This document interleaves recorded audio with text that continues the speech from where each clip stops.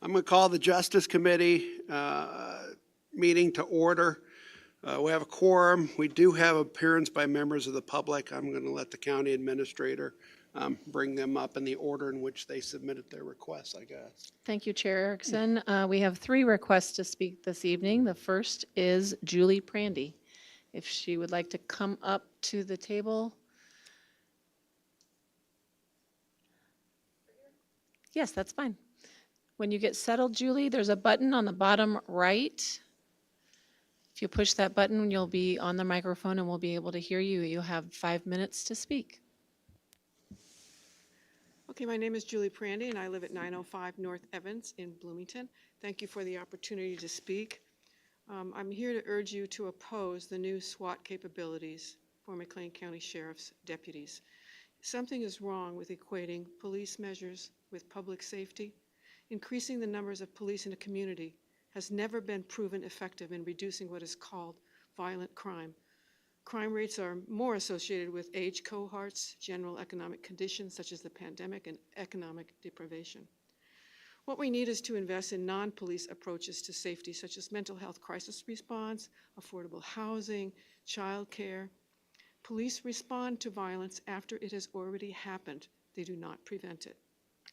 Did you know that less than 5% of arrests made annually in the United States are for what we describe as violent crime? Less than 5%. To see some action and get utilized, the temptation for a SWAT team would be to succumb to wanting to be used for more standard police actions that do not really require a drastic response. I want to just quote some now from a couple of civil liberties organizations. First up, the ACLU. Across the country, heavily armed SWAT teams are raiding people's homes in the middle of the night, often just to search for drugs. People have needlessly died during these raids. Pets have been shot. Homes have been ravaged. Our neighborhoods are not war zones, and police officers should not be treating us like wartime enemies. And yet, every year, billions of dollars worth of military equipment flows from the federal government to state and local police departments. Departments' use of these wartime weapons in everyday policing, especially to fight the failed drug war. It's time for American police to remember that they're supposed to protect and serve our communities and not wage war for those who live on them. My next quote is from the Rutherford Institute, a nonpartisan civil liberties organization, a 501c3 organization. Okay, I'm quoting now.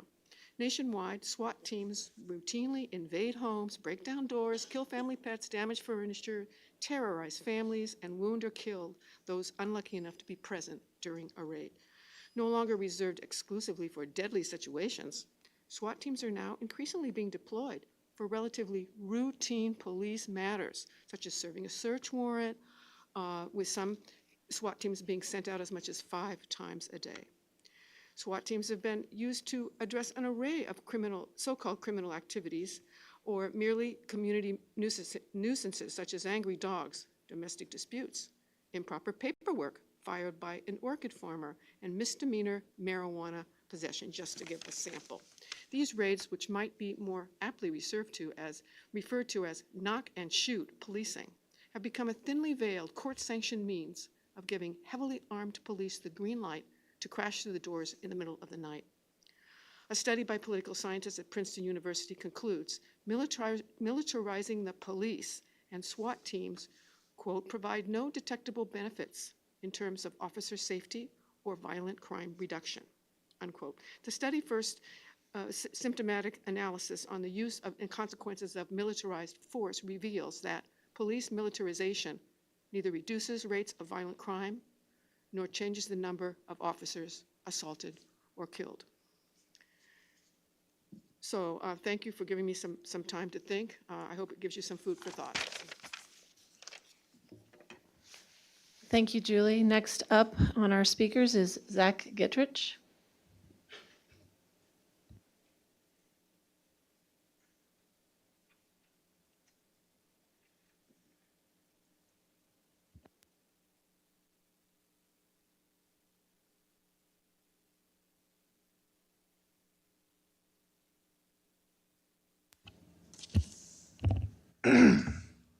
To the most honorable and esteemed county board members, I continue to oppose SWAT capabilities for the Sheriff's Department.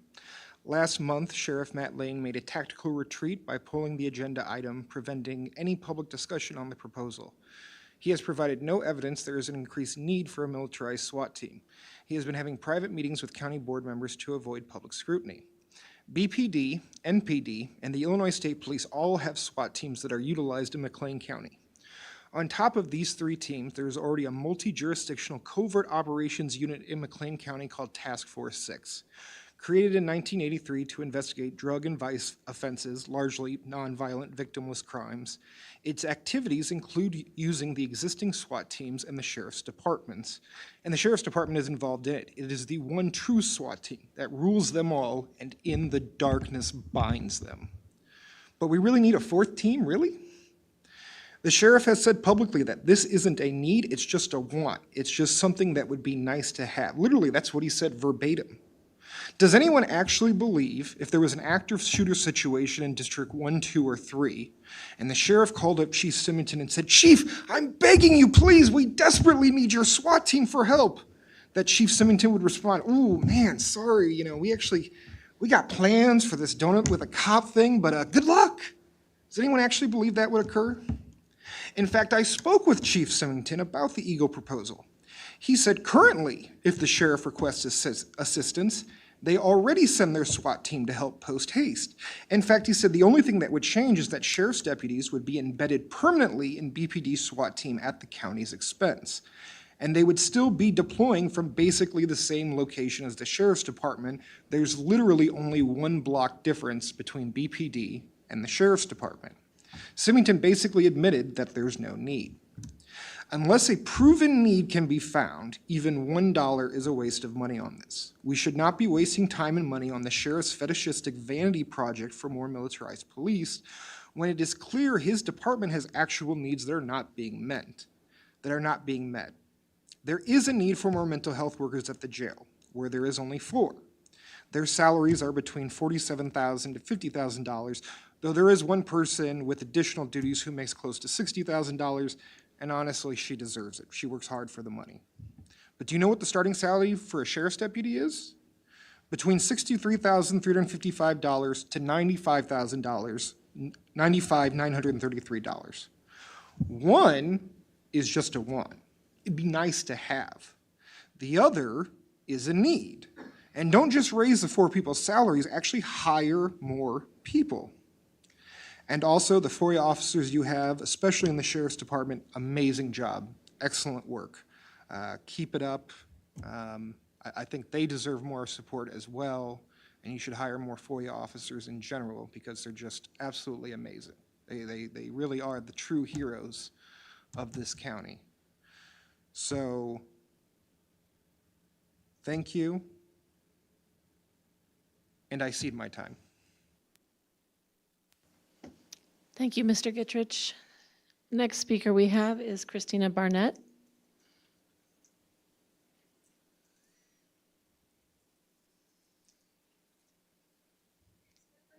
That is fine. The button's on the bottom right. There you go. All right, thank you. Okay.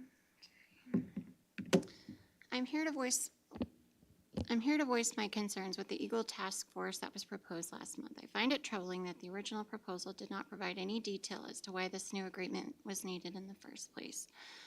I understand that it is not currently up for a vote, but I would hope that the committee would consider the following questions before bringing this back up at a later date. First, what resources can Bloomington Police provide that the Illinois State Police can't? How often does the Sheriff's Office receive training from the Illinois State Police? And would the frequency change with BPD? Is it going to provide any more benefit?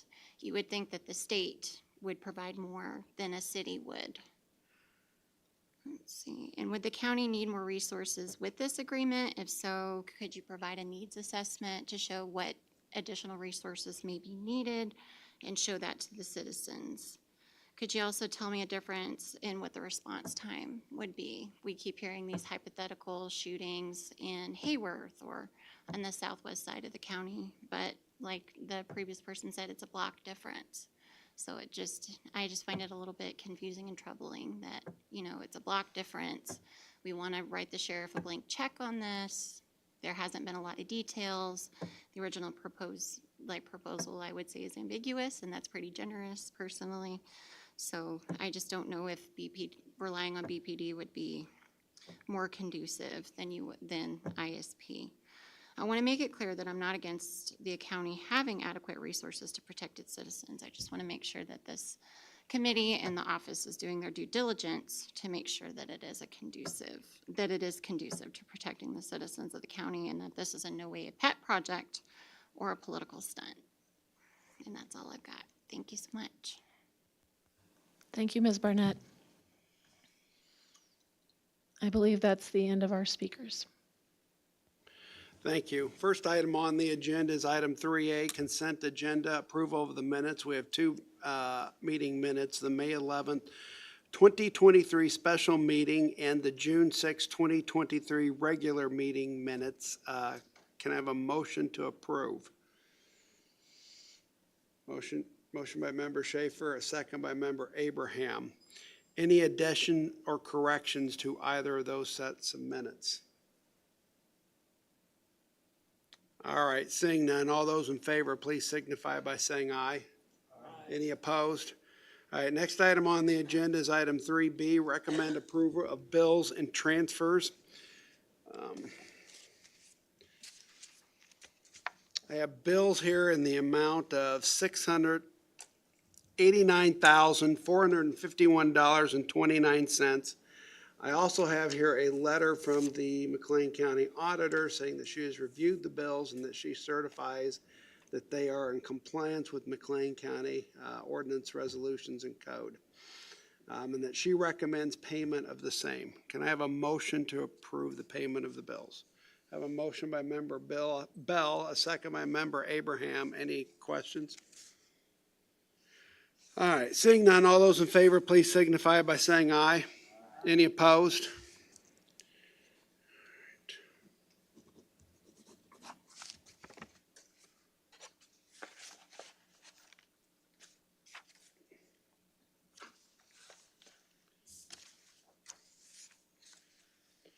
All right, next item on the agenda is item 4A, Don Everhart, McLean County Circuit Clerk.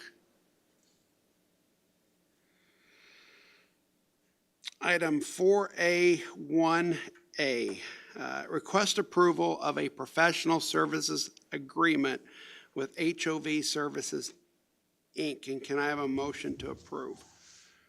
Motion by Member Roseman Mendoza, second by Member Abraham. Mr. Everhart, would you like to say anything about it? It's just asking for a continuation with a contract with microfilming services. Go ahead, I'm sorry. No. All right, does any member have any questions? All right, seeing none, we're going to be voting on item 4A1A. All those in favor, please signify by saying aye.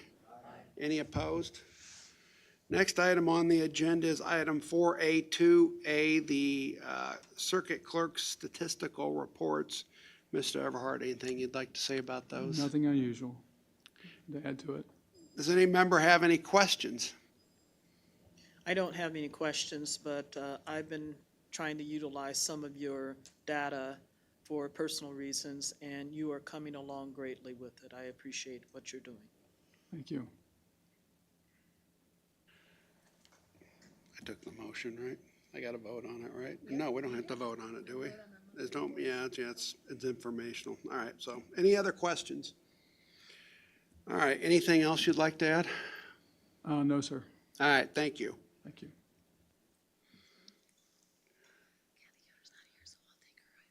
Okay. All right, next item on the agenda is item 4B1A, McLean County Coroner Kathy Yoder. Item 4B1A, request approval of an ordinance by the McLean County Board amending Chapter 205 fees, Article VI, use of county morgue in the McLean County Code. Can I have a motion to approve? Motion by member Abraham, a second by member Schaefer. Ms. Yoder was unable to make it tonight, but if anybody has any questions, Cassie is gladly stepping in on her place. Any questions? All right, seeing none, we are voting on item 4B1A. All those in favor, please signify by saying aye. Any opposed? We also have the coroner's monthly report. Any questions? All right, seeing none. All right, next item on the agenda is item 4C1, Matt Lane, McLean County Sheriff. We have no items for action tonight. We do have the sheriff's monthly statistical report. Sheriff Lane, anything you'd like to say about it? Nothing about the statistics, no, unless you have questions. Does any member have any questions? All right, seeing none. Next item is, are there anything you'd like to add? I just wanted to update this committee on hiring at the jail. I have, I believe, 9 open spots. There are 5 in background right now. We have hired quite a few. We've also lost a few recently. One last week was just to moving out of state. We also have in the mental health realm, we have 8 that we're holding for DHS, and then 4 more that are being held for fitness evaluation. Right now I'm holding, I think 23 for DOC. 11 of those are parole holds with local charges. I didn't have anything more unless you had any questions about those. Does any member have any questions? All right, seeing none, anything else? No, sir. Thank you. Thank you. Next item.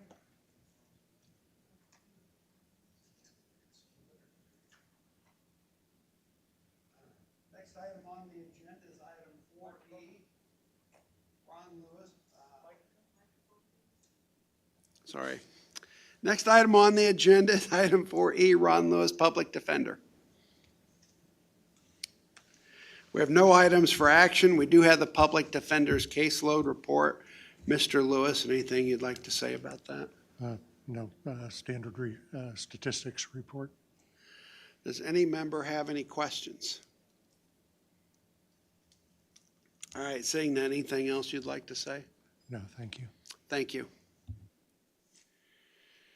Next item on the agenda is item 4F1, Suzanne Montoya, Court Services Director. We have no items for action. We do have the Court Services Adult Juvenile Division Statistics Report. Ms. Montoya, anything you'd like to say about that? Nope, standard monthly report. I will answer any questions. Do you have any? Does any member have any questions? Member Schaefer? I know it's a little early but will your report be including the family treatment court when that finally becomes, whenever it becomes? Or is that going to be something reported on differently? So I don't know if the question is for you or for Ms. Taylor. If and when a family treatment court is realized, we would ask that court services report that in their monthly reports.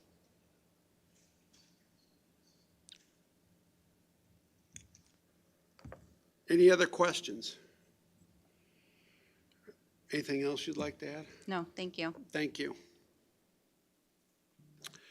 Next item on the agenda is item 4G, Molly Evans, Children's Advocacy Center Director.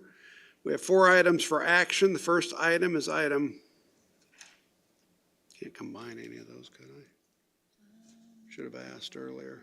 Actually, yeah, go ahead and do, I think you could do A and B together. Did I take a motion to combine them, right? Or would I just?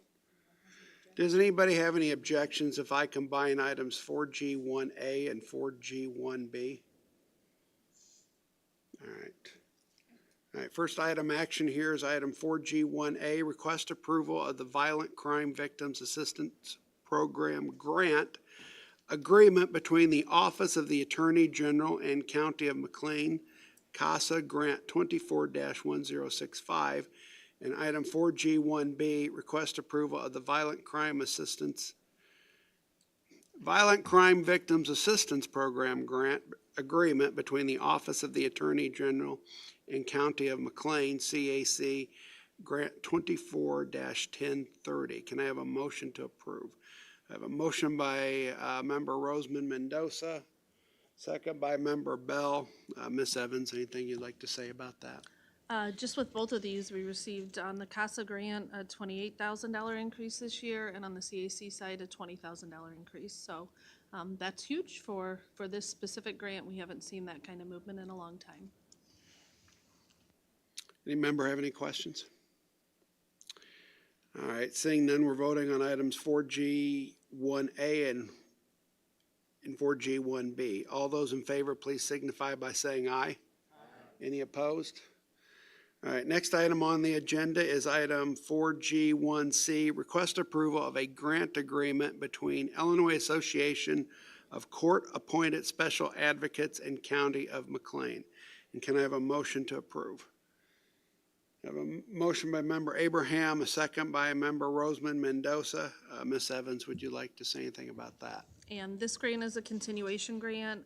We received a small cut of about $5,000 from this grant this year. It's all dependent on kids served, so that's how they decide the funding that will go out. Does any member have any questions? All right, seeing none, we're voting on item 4G1C. All those in favor, please signify by saying aye. Any opposed? Next item on the agenda is item 4G1D, request approval of a grant agreement between Children's Advocacy Centers of Illinois and Children's Advocacy Center of McLean County, number 221203. And can I have a motion to approve? A motion by Member Roseman Mendoza, second by Member Bell. Ms. Evans, anything you'd like to say about that? Also a continuation grant. We took a pretty big loss this year as a network statewide. CACs took a huge hit. We're going to lose about $35,000 from this grant that we've had set in place for several years. So this was not great news. I will have an additional contract that will come next month where we got a slightly larger increase. So it's balancing out, but yeah. Any member have any questions? Member Abraham? What was the reason for that? This is the Victims of Crimes grant, which is federal funding, and there is just a decrease in that pot, as far as I understand it. They made a large decrease to children's advocacy centers, to sex assault centers, the CASA program. They run on a different grant cycle, but we anticipate a cut there as well. But there was a large push, like I'll discuss it. Again, that contract hasn't came through yet. State funding through the Department of Children and Family Services and through an appropriation in the state budget was made to kind of replenish these funds. So our hope is, we anticipate this is a 3-year grant. So we anticipate that these funds will stay the same for the next 3 years, but they may increase if more funds go into that pot. Thank you. Does any member have any other questions? All right, seeing none, we're voting on item 4G1D. All those in favor, please signify by saying aye. Any opposed? All right. Next item on the agenda is item 4G2, items for information. First item is 4G2A, monthly statistics. Ms. Evans, anything you'd like to say? I don't have anything to add, but happy to answer any questions you might have. Any questions? Seeing none, second item is item 4G2B, new position request. Ms. Evans, would you like to discuss that? This is just to add to our prevention program. That's something we rolled out last year. We did a debrief with all the schools that we were in this year, and one of the things that they noted was it would be very beneficial if there was another person. So with the influx of funding that we're receiving through the state, plus some changes within our office with regard to a contract that we had in place for a long-term therapist, we do have some additional funding at this time to hire on a part-time position. This will be around 900 hours, and their sole responsibility will be to go into the schools and teach child abuse and neglect prevention to students in McLean County. Does any member have any questions? Member Bell? I don't have any questions, but grant writing is hard, and to get the money is even harder, anticipation. And I want to thank you for what you have done lately, because it's really been hard on you guys. I appreciate that. Any questions by any other member or comments? Seeing none, anything else you'd like to add? I do not have anything else to add. Thank you. Thank you. Have a good evening. Next item on the agenda is item 4H1, Erica Reynolds, McLean County State's Attorney.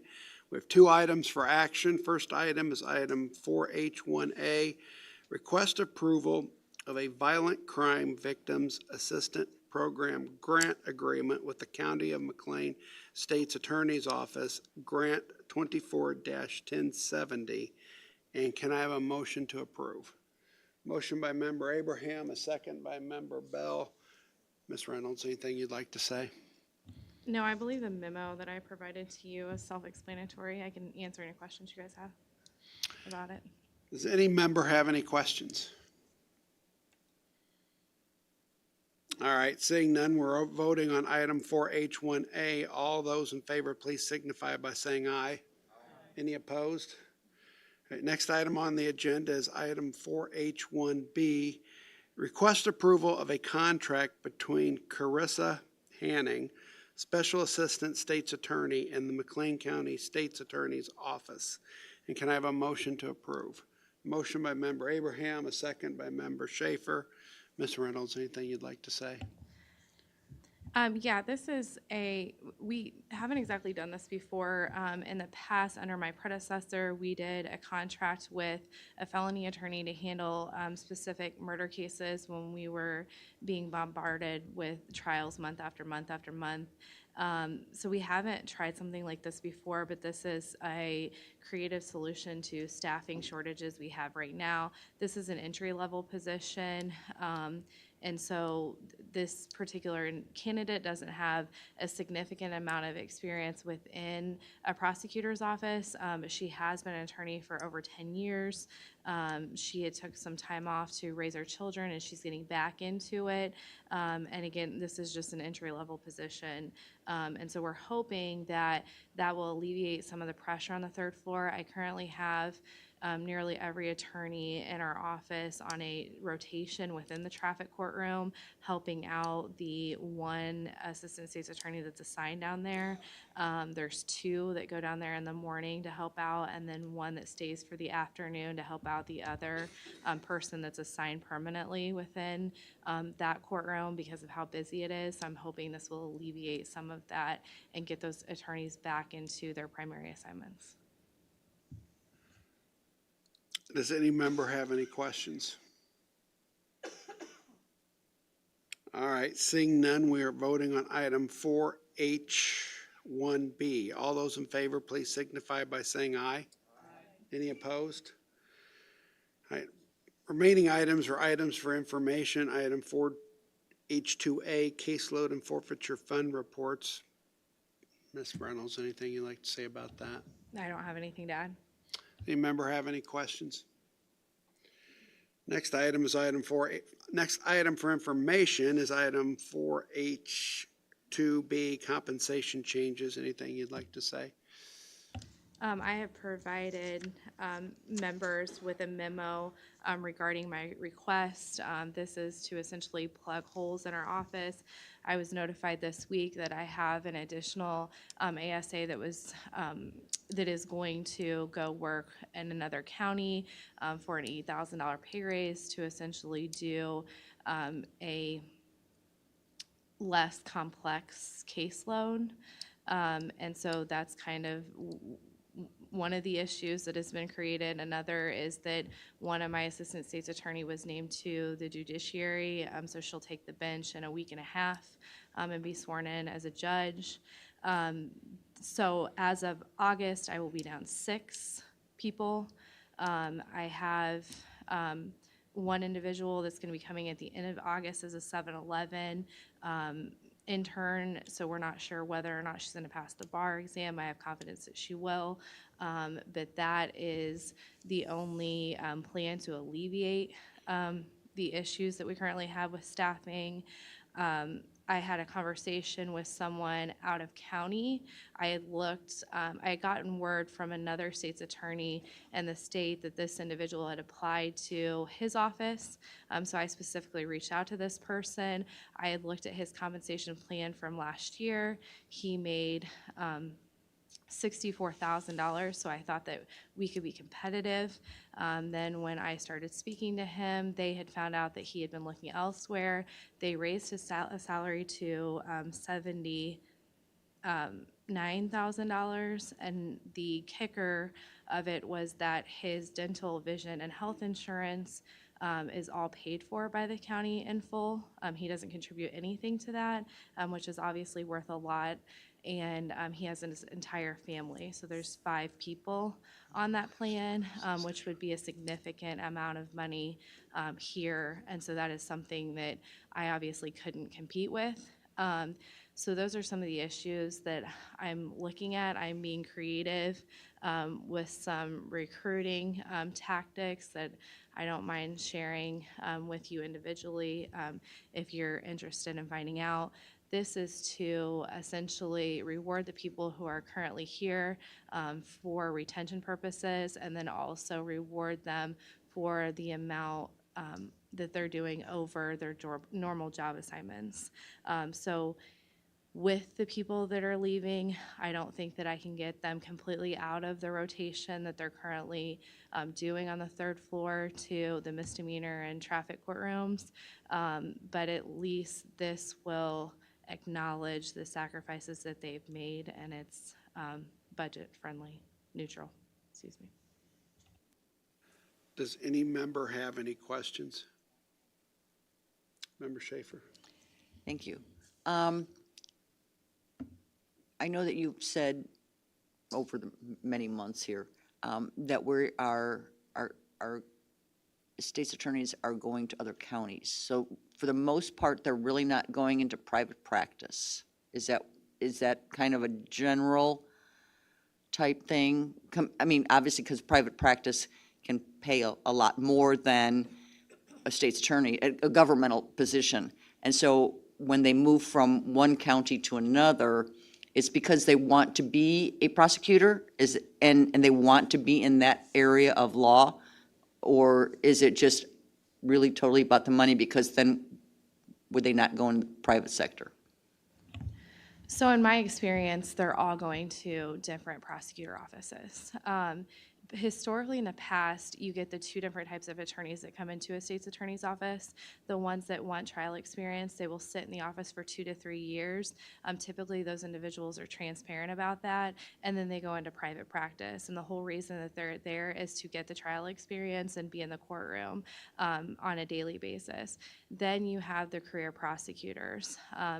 That has been my experience. Obviously, one was named to the judiciary, which is a little bit different.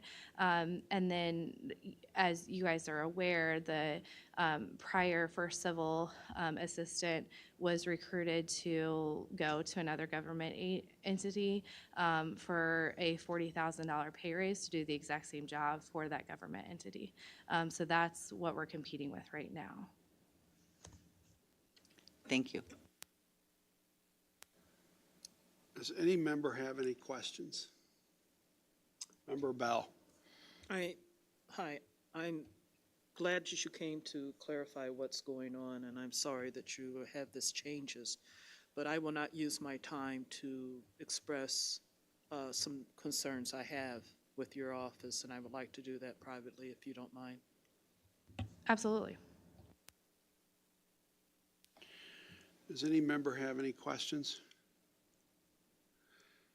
All right, moving on to other. Anything else you'd like to say?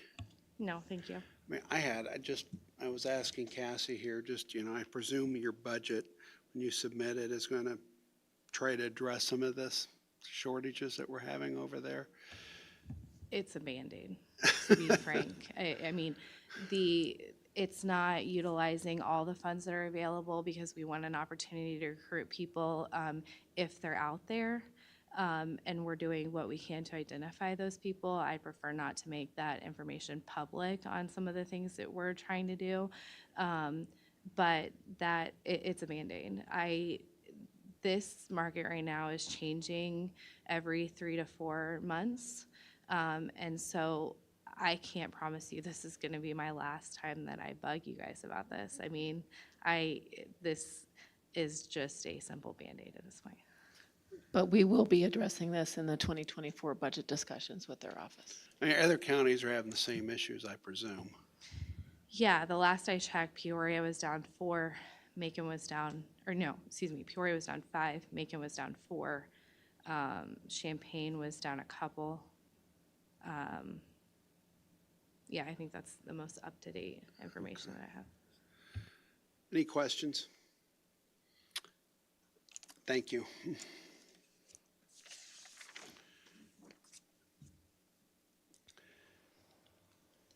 Next item on the agenda is item 4I, 1A, Cassie Taylor, County Administrator. We have one item for action. Request approval of an emergency appropriation ordinance amending the McLean County fiscal year 2023 combined annual appropriation and budget ordinance for Fund 0452, parens Metcom. It's a lot to say there. Can I have a motion to approve? Motion by member Roseman Mendoza, second by member Bell. Ms. Taylor, anything you'd like to say about that? Yes, so this change to our budget impacts the budget of McLean County as well as the town of Normal and ETSB. We are asking that you adjust this budget to reflect the need for a new CAD system, which will be jointly paid for by all 3 entities. Any member have any questions? All right, seeing none, we're voting on item 4I, 1A. All those in favor, please signify by saying aye. Aye. Any opposed? All right, next item on the agenda is nothing. All right, so anything else you'd like to say? I have nothing else for this committee. All right. Other business and communication. Anything anybody want to add here at the end? All right. Seeing none, next meeting will be Tuesday, August 8th, 2023 at 4:30 p.m., and we are adjourned.